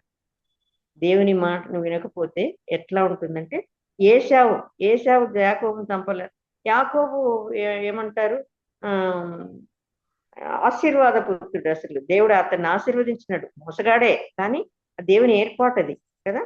మనము అదే 27వ అధ్యాయంలో చూస్తే 27 వాళ్ళు ఎట్లా దూరం అయిపోయినారు అని. ఏశావు ఆదికాండం 27 44 45 వచనాలు చదువమ్మా. 44వ వచనం అక్క. 27 44 45 రెండు చదువు. ఓకే. నీ అన్న కోపము నీ మీద నుండి తొలగి నీవు అతనికి చేసిన వాటిని అతడు మరచు వరకు లాభాన్నొద్ద కొన్నాళ్ళు ఉండుము. అప్పుడు నేను అక్కడ నుండి నిన్ను పిలిపించదును. ఒక్కనాడే మీ ఇద్దరిని నేను పోగొట్టుకొననేలా అనెను. చాలు. ఇప్పుడు మోసం చేసినాడు, అంత అయింది. అక్కడి నుంచి యాకోబును దూరం పంపించేస్తున్నారు. ఎందుకు? ఏశావు ఉంటే చంపేస్తాడు అని. వాళ్ళిద్దరిని దూరం చేసేసినాడు దేవుడు.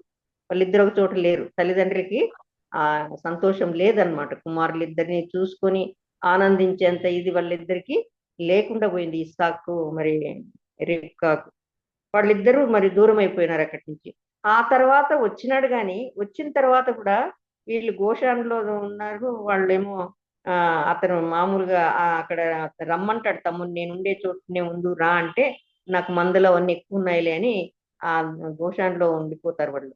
ఆ ఉండిపోయినప్పుడు ఆయన వీళ్ళ మందలు ఇవన్నీ అంటే మీకంతా తెలుసండి, నోటికి చెప్పేస్తున్నాను. ఆ పెరిగినప్పుడు ఏశావే ఆ స్థలం నుంచి వేరే చోటుకి వెళ్ళాడు. ఆయనకి వదిలేసి ఏశావే అక్కడి నుంచి వేరే చోటుకి వెళ్ళిపోతున్నట్లుగా చూస్తాం. ఆ తర్వాత ఇంకా వాళ్ళకి వీళ్ళకి ద్వేషం ఉంది అనేది మనకు బాగా, వాళ్ళని కూడా దూరం చేసేసాడు అనమాట. దేవుని మాట నెరవేరాలంటే దేవుడు ఆయన మాటను ఎలాగైనా నెరవేర్చుకోగలడు. మనం అనుకుంటాం మనం అడ్డు పెడితే ఏదో జరిగిపోతుందిలే అని. లేదు లేదు, జరగదు. అది అట్లా జరిగితే నష్టపోయేది ఎవరు? మనమే నష్టపోతాం అనమాట, దేవుడు కాదు. దేవుడు తన మాటను నెగ్గించుకుంటాడు ఎట్లయినా, కానీ మనము నష్టపోతాం అన్నమాట. అలాగే మరి ఎవరినైనా కానీ వదిలే అంటే వదిలేయాల్సిందే కదా. మనం మత్తయి సువార్తలో మాట చూస్తాం. మత్తయి సువార్త 19వ అధ్యాయము 29 30 వచనాలు చదువు. మత్తయి సువార్త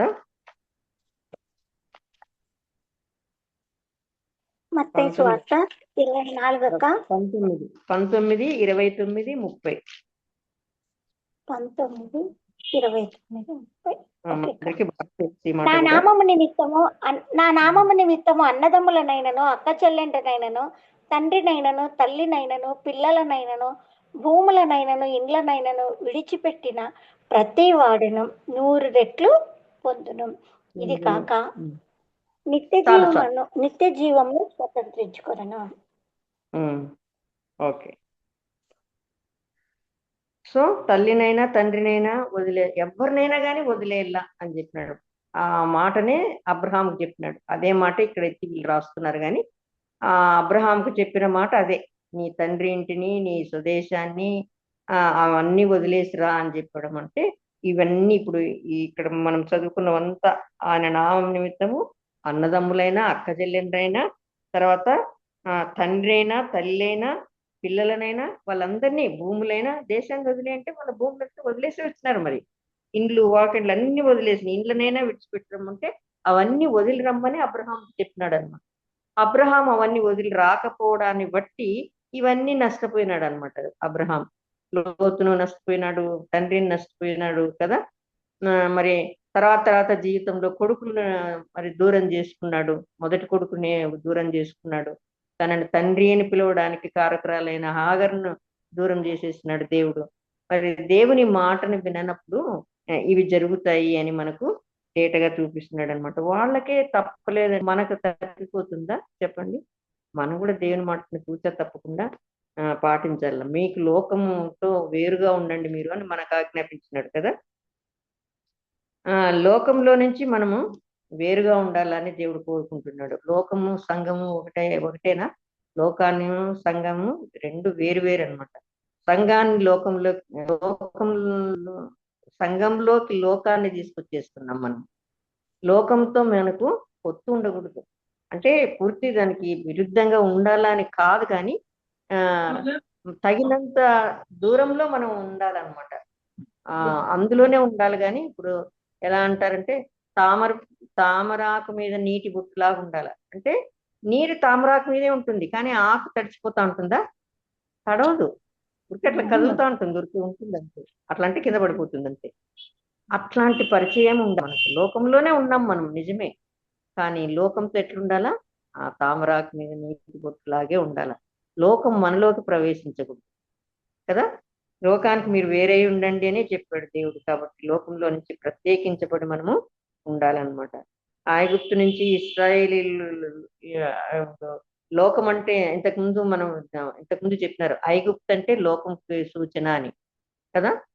ఇశ్రాయేల్ అంటే మరి దేవుని రాజ్యానికి గుర్తు అన్నమాట. ఇశ్రాయేల్ సంఘానికి గుర్తు ఇశ్రాయేల్ కదా. ఫిలిప్పి పత్రికలో మనం చూస్తాం అన్నమాట. ఫిలిప్పి 3వ అధ్యాయం 7-8 వచనాలు చదువు. అక్కడ ఎలాగా అసలు లోకంలో ఉండే వాటిని ఎలాగ పౌలే మనకు సంఘానికి సాదృశ్యమైన వాడు. ఎవరంటే పౌలే సంఘాలు స్థాపించిన వాడు, సంఘం యొక్క నియమ నిబంధనలను ఏర్పరిచిన వాడు ఎవరంటే పౌలే. కనుక పౌలు ఏమంటున్నాడో ఒకసారి చూద్దాం. అయినను ఏవేవి నాకు లాభకరములై ఉండెనో వాటిని క్రీస్తు నిమిత్తము నష్టముగా ఎంచుకుంటుంది. లాభంగా చూసుకోకూడదు అనమాట. లోతు లాభాన్ని చూస్తున్నాడు. పచ్చగా ఉన్నాయి, చాలా బాగున్నాయి, నా మందలు బాగుంటాయి, నా ఆస్తి వృద్ధి అవుతుంది అనుకున్నాడు. సర్వనాశనం అయిపోయినాడు. అక్కడికి మంచివాడే గాని ఆశపడి వాటిని ఎంత పోగొట్టుకున్నాడు. అబ్రహాం ఆయన కోరుకున్న తర్వాత ఆ వేడి భూములు అవన్నీ చూసుకున్నాడేమో, కానీ కనుచూపు మేర ఉండేదంతా కూడా అబ్రహాం స్వాధీనం అయిపోయింది అనమాట. అబ్రహాము ఆశీర్వదించబడి పెద్ద ధనవంతుడైనాడా? అబ్రహాము చాలా రాజుతో సమానంగా ఎంచినారా? అబ్రహాము లోతుని ఎంచినారా? అబ్రహాం తక్కువదే తీసుకున్నాడు. అబ్రహాము దేవుడు ఎంతో ఆశీర్వదించినాడు అనమాట కదా. కాబట్టి క్రీస్తు నిమిత్తమును ఎట్లా ఎన్నుకున్నాడంట? క్రీస్తు నిమిత్తము ఆ లాభకరమైనవన్నిటిని కూడా నష్టంగా ఎంచుకున్నాడంట. అదే మాటను ఇంకా మనం 3వ అధ్యాయం 11వ వచనం. 8 చదివినావా?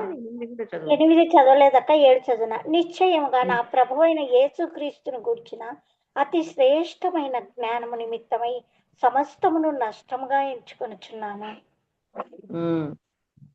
అన్ని నష్టంగా ఎంచుకుంటున్నాడంట. అన్ని అంటే ఆయన ఎంత విద్యావంతుడు, అసలు ఆయనకి ఏం తక్కువ లేదు. బయటికి పోతే ఆయన ఎంతో గొప్పగా చూస్తారనమాట. అంతకుముందు అంత పలుకుబడి కలిగిన వ్యక్తి, కానీ ఇప్పుడు క్రీస్తు నిమిత్తం ఏం చేసినాడంట? అవన్నిటిని నష్టంగా ఎంచుకున్నాడంట. శ్రేష్ఠ జ్ఞానం కావాలని దేవుని జ్ఞానం నిమిత్తము అన్ని నష్టంగా ఎంచుకున్నాడు. అంతకుముందు జ్ఞానం లేదు ఆయనకి. ఆయన గమలీయేలు పాదాలు నేర్చుకున్నవాడు, అంటే ధర్మశాస్త్రం ఆయన అవపోసన పట్టినవాడు. ధర్మశాస్త్రం అంతా తెలుసు అంటే జ్ఞానా కాదా? జ్ఞానవంతుడు, బైబిల్ అంతా తెలుసు. బైబిల్ పండితుడు అంటే ఏమనుకుంటాం? అబ్బో చాలా జ్ఞానం ఉంటుంది వీళ్ళకంటాం. ఆయన ఆ జ్ఞానం సంపాదించుకోవడానికి అక్కడ ఉన్నటువంటి జ్ఞానం అంటే ధర్మశాస్త్రం తెలిసిన జ్ఞానము, దాని వల్ల వచ్చే గొప్పతనము అదంతా ఎట్లా ఎంచుకున్నాడంట? ఆయన నష్టంగా ఎంచుకున్నాడంట. అదేమి సంబంధం లేదు, అది పెంటలాగా, అది ఏమి పెద్ద గొప్ప కాదు అన్నట్టు తీసేసుకున్నాడంట. అదే 11వ వచనంలో చూస్తే, చేతనైనను మృతులలో నుండి నాకు పునరుత్థానం కలగవాలని ఆయన మరణ విషయంలో సమాన అనుభవం గలవాడని ఆయనను ఆయన పునరుత్థాన బలమును ఎరుగు నిమిత్తమును ఆయన శ్రమలలో పాలివాడనవుట ఎట్టిదో ఎరుగు నిమిత్తమును సమస్తమును నష్టపరుచుకొని వాటిని పెంటతో సమానంగా ఎంచుకొనుచున్నాను. ఎంత మంచి డెసిషన్ చూడండి అసలు ఆయన కదా. ఆయన మరణం విషయంలో సమానానుభవం గలవాడనై ఆయనను ఆయన పునరుత్థానమును ఎరుగు నిమిత్తం, ప్రభు యొక్క పునరుత్థానాన్ని తెలుసుకోవడానికి. ఎందుకంటే ఈయన వచ్చేటప్పటికి ప్రభు అప్పుడే చనిపోయి తిరిగి లేచినాడు కదా, పునరుత్థానుడైపోయినాడు. అది తెలుసుకోవడానికి ఆయన అవన్నిటిని వదిలేసుకొని ఎట్టిదో ఎరుగు నిమిత్తమును సమస్తమును నష్టపరుచుకొని వాటిని పెంటతో సమానంగా ఎంచుకున్నాను అని అంటున్నాడు అనమాట. మనం ఆ విషయం నేర్చుకోవాలని, ఆ విషయం తెలుసుకోవాలని, ప్రభు మన కోసం ఎంత కష్టపడి చనిపోయినాడని, ప్రభు మన కోసం ఎంత త్యాగం చేశాడని, ఎంతగా తన రక్తాన్ని కార్చాడని, ఆ కల్వరి శిలువలో ఎంత బాధపడ్డాడని, తలక ముళ్ళ కిరీటం పెట్టినప్పుడు ఆ ముళ్ళు ఇట్లా కుచ్చుకున్నప్పుడు ఎంత వేదన, ఎంత బాధ ఉంటుంది. మనకి ఏదన్నా ఒక ముళ్ళు గుచ్చుకొని అది ముళ్ళు తీసే వరకు ఎంత సలుపుతుంది కదా, ఎంత నొప్పి అవుతుంది, చాలా నొప్పి అవుతా ఉంటుంది. ఆ గంటలు గడిచే కొద్దీ ఒక రోజు గడిస్తే ఇంకెందుకు బాధ అవుతుంది. అట్లాంటిది ఆయనకి ఆ ముండ్లన్నీ అట్లా 17 ముండ్లు అని చెప్తారు. మరి ఎవరు లెక్క పెట్టారు మనకు తెలియదు, కానీ ఆ 17 ముండ్లు అని అంటున్నారు. ఆ 17 ముండ్లు లోపల పోతే బలురక్కసి ముండ్లు అవి. అది నేను చూశానండి అక్కడికి వెళ్ళినప్పుడు. అవి చాలా పెద్దగా ఉంటాయి. ఇప్పుడు మనం చూసే తుమ్మ ముండ్లు కాదు, అవి కూడా తుమ్మనే గాని అదొక రకమైనది అనమాట. చాలా పెద్దగా ఉంటాయి అవి ఆ ముండ్లు. అట్లాంటి దాంట్లతో పొడిచారు, అట్లా దిగగొట్టారు అంటే ఎంత బాధ ఉంటది అసలు. అంత బాధను ఆయన ఎట్లా ఊహించడానికి కూడా కాదనమాట. నాకైతే అర్థమే కాదు అసలు ఎట్లా ఓర్చుకున్నాడు అంత బాధ. ఎందుకంటే ఆయన శరీరం కూడా మనలా శరీరమే, మట్టి శరీరంలో ఉన్నాడు ఆయన కూడా. ఆ మహిమ శరీరం కాదు అది, కాబట్టి అన్ని బాధలు తెలుస్తుంది. ఎంత రక్తం కారుతా ఉంటుంది, ఎంతగా సలుపుతా ఉంటుందో తల. ఏం ఆలోచించేకి వస్తుంది చెప్పండి, ఏం ఆలోచించడానికి రాదు అంత బాధ ఉంటే. కొంచెం తలనొస్తేనే మనం చికాకు పడి ఎవరి మాటలు వినము, చెదిరించుకుంటాం, మాట్లాడితే విసుక్కుంటాం. అట్లాంటిది అన్ని ముండ్లు తలలో చిక్కుని ఉంటే ఆయన ఎట్లుంటాడు? తండ్రి వీరేం చేస్తున్నారు, వీరు ఎరగరు కనుక క్షమించంట. ఎట్లా పలికినాడు ఆ మాటలని ఎంత ఆలోచించినా అర్థం కాదనమాట. అంత మహనీయుడైన దేవుడు, అంత దీర్ఘశాంతం గలవాడు, అంత సహనం కలిగిన దేవుడు, అంత పెయిన్, అంత బాధను ఎంతగా భరించిన దేవుడు. భయంకరమైన బాధ అది. నిజంగా ఊహించుకుంటా అంటేనే ఎట్లనో అయిపోతుంది తప్ప అట్లాంటిది జరిగితే ఏమైతుందో మనకు అని. కానీ మనకు ఈ ఏమి శ్రమలు లేవు, మనం చాలా సుఖంగానే ఉన్నామని చెప్పాల. ఇప్పుడిప్పుడు వస్తున్నాయి శ్రమలు అంటున్నారు, అక్కడ అరుస్తున్నారు, ఇక్కడ తిడుతున్నారు అంటేనే ఇట్లకే మనము సగం ఇదైపోతున్నాం. తిడుతున్నారని. కొంతమంది దెబ్బలు తింటున్నారు లేండి, కొంతమంది ప్రాణాలు కూడా అర్పించిన వాళ్ళు ఉన్నారు, హతసాక్షి లేని వాళ్ళు చాలా మంది ఉన్నారు. ఇప్పుడు నైజీరియాలో చెప్తున్నారు 150,000 మందిని ఊచకోత కోసారంటండి. ఎంతమందిని కాల్చి చంపినారు, తలలు నరికి చంపినారు, భయంకరంగా ఆడవాళ్ళని హింసించి చంపినారు. ఇట్లాంటివన్నీ జరుగుతున్నాయి. నేను అనుకుంటాను దేవుడు ఎవరైతే ఓర్చుకోగలరో, ఎవరైతే వాడకుండా వెళ్ళడానికి, అదే అంటాడు కదా కొరింథీయులకు రాసిన పత్రికలో, నీ ఓర్చుకొని లేని దానికంటే ఎక్కువగా నేను శోధించను అని. కాబట్టి ఆ శోధనలో తట్టుకొని నిలబడే శక్తి కూడా ఇస్తానన్నాడు. మనకు మన వరకు ఇంకా అట్లాంటివి రాలేదు. ఆటంకాలు పరుస్తున్నారు. ఎక్కడైనా పోయినప్పుడు కరపత్రం ఇస్తే ఇవ్వద్దు పోండి అని గట్టిగా అరిస్తేనే మనసు ఎంత బాధ అవుతుందో. ఎందుకు వీళ్ళు ఇంతగా ఈసరించుకుంటారు, మంచి మాటను చెప్తుంటే ఎందుకు వినడం లేదు అని అనిపిస్తుంది. కరపత్రాలు పంచలేకపోతున్నామే, సేవకు పోలేకపోతున్నామే, దేవుని గురించిన మాటలు చెప్పలేకపోతున్నామే అనుకుంటున్నాం. చెప్పాల్సిన టైంలో మనం చెప్పలేదండి, అంత చురుకుగా మనం పని చేయలేదు.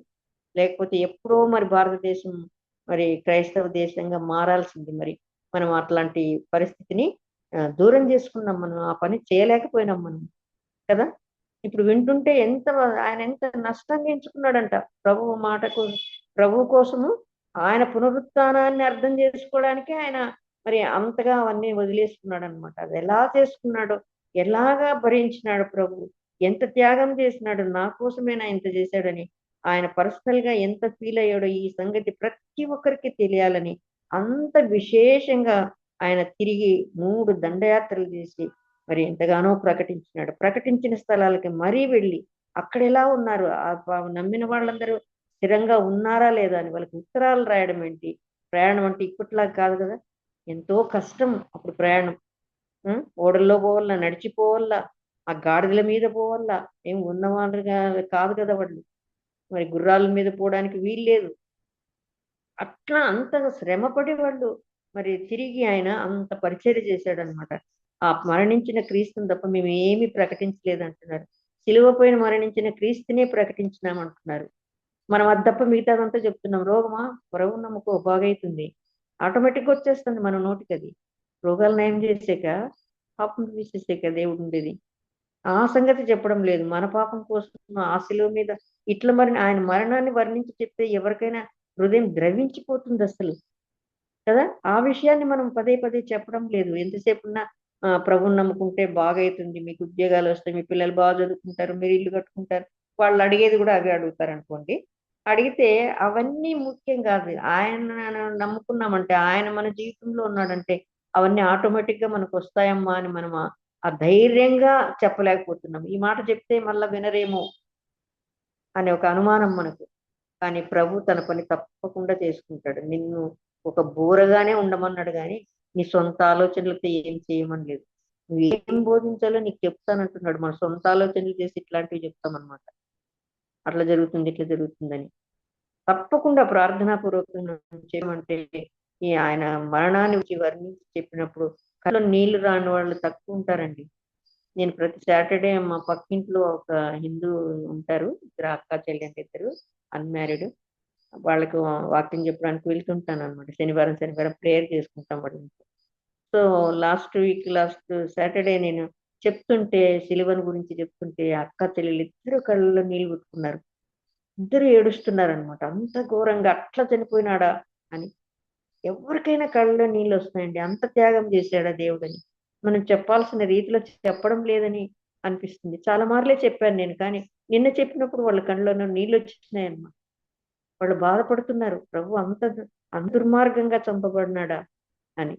అంతగా అట్లా చేస్తుంటే కూడా వీరు ఏం చేస్తున్నారో వీరు తెలియదు కనుక క్షమించమని పలికిన అంత దయగల మాటలు ఇప్పుడు మళ్ళా అది మాదిరిగా తీసుకొని అంటున్నారు. కానీ ఇప్పుడు ప్రవీణ్ పగడాల్ గారు మిస్సెస్ అయితేనేమి, చార్ల్స్ క్రేక్ మిస్సెస్ అయితేనేమి వాళ్ళందరూ అంటున్నారు. మరి కానీ దేవాది దేవుడు ఆ మాటను పలికినప్పుడు ఎంత హ్యూమిలియేషన్ కదా అది.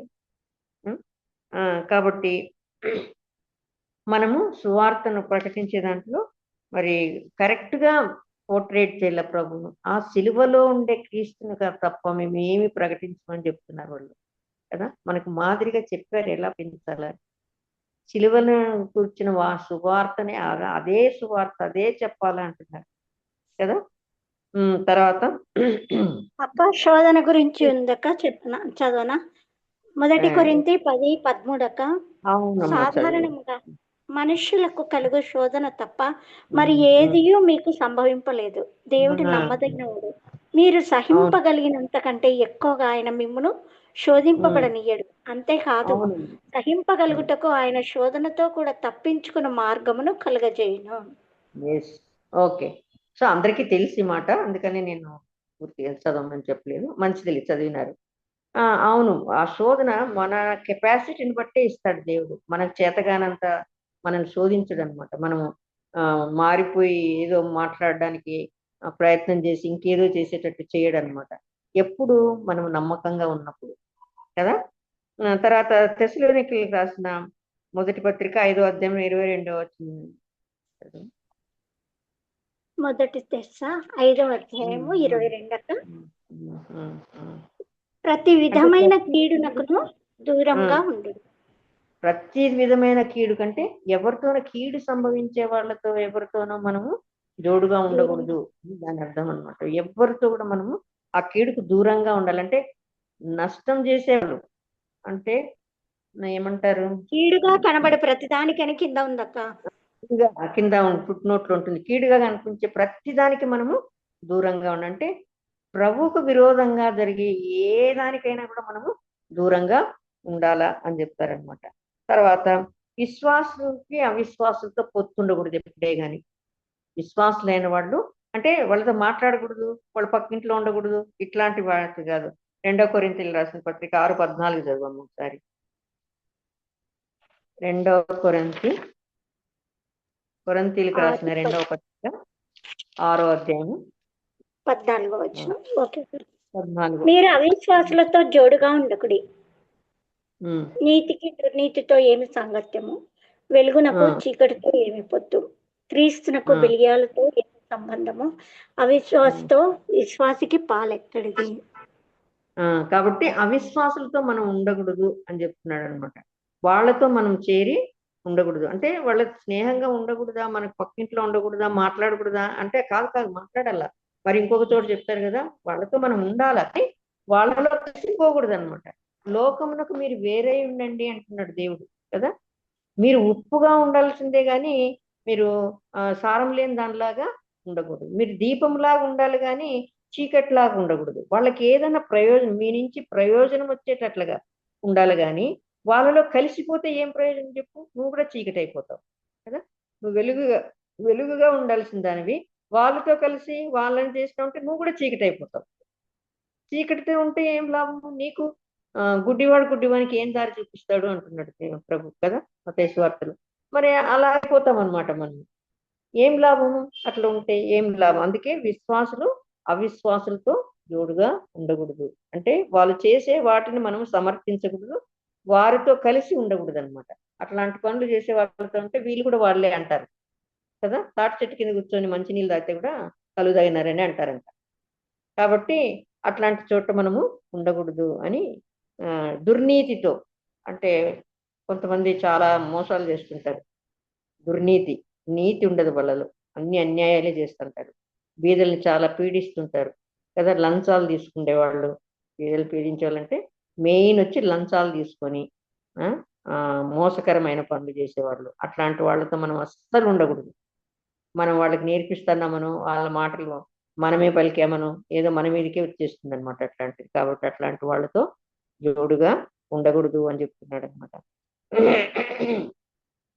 సో టైం టైం అయిపోతుంది. కాబట్టి అబ్రహాం జీవితంలో 7 విషయాలు మనము గమనించినాము. అబ్రహాం 7 విషయాలను దూరపరుచుకున్న తర్వాతనే అబ్రహాం దేవుడు సెటిల్ చేసినాడు. కుమారుని విషయంలో కూడా ఆ పరీక్ష చేసిన తర్వాత అబ్రహాం స్నేహితుడు అన్నాడు, అబ్రహాం విశ్వాసులకు తండ్రి అన్నాడు. ఆ బిరుదులన్నీ ఈ 7 దేశాన్ని వదిలిపెట్టినాడు కదా, 11వ అధ్యాయంలో చూసినాం. ఆ దేశాన్ని వదిలిపెట్టినాడు, బంధువులను కూడా వదిలేసినాడు, లోతును వదిలేసినాడు. బంధువులు అంటే మిగతా ఆ ఊరును వదిలేసినాడు కాబట్టి ఆ బంధువులందరిని వదిలేసినాడు. తర్వాత లోతును వదిలిపెట్టినాడు, తండ్రి ఇంటి వారిని అంటే తండ్రిని కూడా వదిలేసినాడు, తండ్రి చనిపోయినాడు. హాగర్ని వదిలిపెట్టినాడు, తర్వాత ఇస్మాయిల్ని కూడా వదిలేసినాడు. దేవుడు వీళ్ళందరినీ దూరం చేసినాడు అనమాట. ఇస్సాకు కూడా బలి ఇవ్వడానికి ప్రయత్నం చేసిండు కదా, 22వ అధ్యాయంలో చూసినామంటే ఇస్సాకు కూడా దూరం చేసుకోవడానికి వెనుదీయలేదు. కాబట్టి ఈ వీటి ద్వారా అబ్రహాము మరి చాలా పరీక్షించబడి ఆ పరీక్షలో నెగ్గినవాడైనాడు అనమాట. అందుకే ఆయనకి స్నేహితుడైనాడు, అందుకే ఆయన మరి లోకంలో ఉండే వాళ్ళందరికీ తండ్రి అయినాడు అనమాట. జనములకు అంటే నీ వల్ల జనములు ఆశీర్వదించబడతాయి అని ఆయనకు వాగ్దానం చేసినాడు కదా దేవుడు 12వ అధ్యాయంలో. అది నెరవేరింది అనమాట. ఇవన్నీ అంటే ఈ ఫిల్టరేషన్ ఈ లిస్టు నుంచి ఆయన పాస్ అయి ముందుకు వచ్చినాడు కాబట్టి దేవుడు ఆయన్ని ఆశీర్వదించినాడు అనమాట. దేవుడు తన వాక్యం దీవించినగాక. మీ అందరికీ వందనాలు. వందనాలండి అమృత గారు. వందనాలు. శ్రేష్టమైన వాక్య సందేశాన్ని అందించినటువంటి అక్కకు వందనాలు. ఈరోజు అసలు అక్క అది వాక్యం చెప్పేది కాదు. ఎవరైతే ఈరోజు వాక్యం చెప్పాలో ఆ సోదరి చెప్పలేని పరిస్థితుల్లో, అలాంటి పరిస్థితుల్లో కూడా ఎవరెడీ బ్యాటరీ లాగా అమృత లేఖను అడిగిన వెంటనే ఒప్పుకొని తను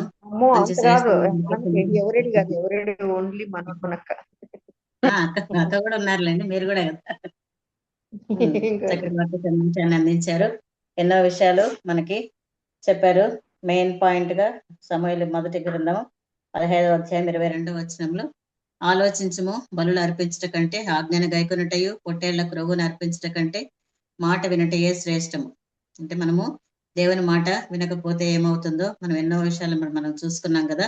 అబ్రహాం విషయంలో మనం ఎన్నో చూసాము. 7 విషయాల విషయంలో తను ఏ విధంగా నష్టపోయాడో మనం చూసాం. ఆ తర్వాతనే దేవుడు పరీక్షించిన తర్వాత అతడు మంచి స్నేహితుడిగా మనము చూసాం. మనకు అన్ని తెలిసిన విషయాలే, కానీ అక్క ఎన్నో విషయాలు మనకి విశదీకరించి చెప్పారు. అలాగే హన్నా జీవితాన్ని కూడా మనం ముందుంచారు. హన్నా కూడా ఏమైతే తను దేవుని దగ్గర అడిగి పొందుకున్నదో ఆ రీతిగా మొక్కుకొనిన రీతిగా తన కుమారుని షిలోహ మందిరంలో దేవునికి ప్రతిష్ఠించినట్లుగా చూసుకున్నాము. అలాగే యోకెబేదు అన్న మంచి తల్లులుగా కూడా మనము ఒకసారి జ్ఞాపకం చేసుకున్నాం. మనము అదే రీతిగా లోకంలో మనం ఏ విధంగా ఉండాలని కూడా ఒకసారి చెప్పారు. మనము తామరాకు మీద ఉన్నటువంటి నీటి బుగ్గలాగా మనము ఉండాలని మనకు హెచ్చరించారు. లోకంలో మనము ఉండకూడదు, లోకంలో మనం ప్రత్యేకంగా ఉండాలని క్రీస్తు నిమిత్తము పౌలు భక్తుడి సమస్తాన్ని పెంటగా ఏ విధంగా ఎంచుకున్నాడో ఆ రీతిగా మనం జీవించాలని, మనం ఈ లోకంలో ఉన్న వాటిని ఆ రీతిగా చూస్తున్నామా లేదా, లోకాశ నేత్రాశ జీవపడంబాల్లో ఉండిపోతున్నామా అనేది మనము పరీక్షించుకుందాము. మన ప్రియ ప్రభు యొక్క శిలువ శ్రమలను కూడా ఒకసారి మనం జ్ఞాపకం చేసుకున్నాము. అందుని బట్టి ప్రభువుకు స్తోత్రం. ఎంతో శ్రేష్టమైన వాక్య సందేశాన్ని మనకు అందించారు. ఆ వాక్యాన్ని విని ఆ వాక్య ప్రకారంగా మనం జీవించడం కొరకు ప్రభు మనకు సహాయం చేయను గాక. అక్కకు మరొకసారి ఎస్తర్ ప్రేయర్ వారి తరపున వందనాలు తెలియజేస్తున్నాను. అక్క వందనాలక్క. వందనాలమ్మా, వందనాలు. వందనాలక్క. ఇప్పుడు ప్రేయర్ పాయింట్స్ మన మధ్యలో ఉన్న కెజాక గారు మనకు వివరించి చెప్తారు. వందనాలక్క కెజాక.